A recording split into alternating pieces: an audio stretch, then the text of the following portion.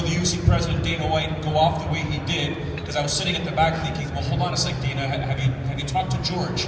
And some of the, you can't say some people were kind of egging Dana on, but Dana gets very emotional, 100% understandable. That's how Dana White is. But I was sitting there, you got to talk to George first, talk to George, but not. He just got out of a 5-round fight.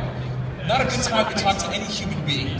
So George St. Pierre, and we were told George wasn't going to come to the press conference. So Dana went off and did his thing. He was obviously very upset with the judge's decision and stuff like that. I would say 15 minutes into the press conference, the door opens, George St. Pierre walks onto the stage, and I thought to myself, oh boy, this could get crazy. And Dana White, for those that don't know, Dana White's as honest as they come. You can rip him as much as you want. Dana White's a good guy. He speaks, he wears his emotion on his sleeve.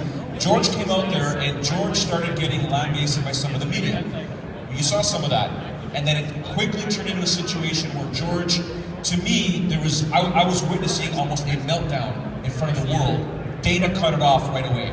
Dana stopped it right away. He refused any other media from asking those specific questions, because George was not in the right frame of mind to be answering those questions. When you see stuff like that, George up there, George just a constant professional coming out to address that kind of stuff, you think to yourself, you got to get him off that stage, or just let George do what he wants to do?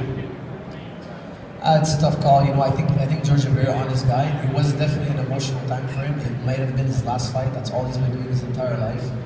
I think George is a promoter's dream, and that's one reason why Dana went so hard on George and wanted to make sure George doesn't start his retirement talk. I really believe that, I know for a fact that George is their biggest payday. That's twice a year, and it's hard probably for them to say goodbye to that. But at the end of the day, George's health for me is number one. And if he feels that his health is in jeopardy, he should retire. And if he feels he wants to continue and he can do it, I'll back him up as well. I would have liked